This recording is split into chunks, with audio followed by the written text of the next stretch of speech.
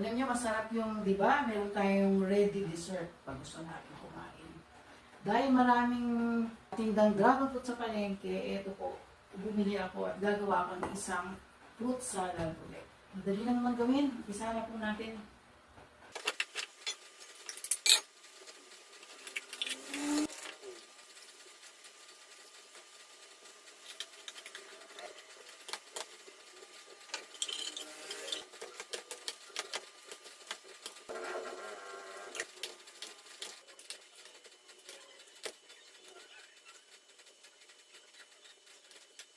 Ang ganda po ng kulay ng ating fruit salad.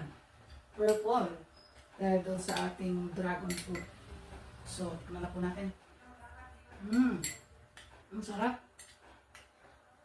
Healthy fruit salad. Sana nagustuhan nyo. So, hanggang sa susunod pong video. Thanks for watching.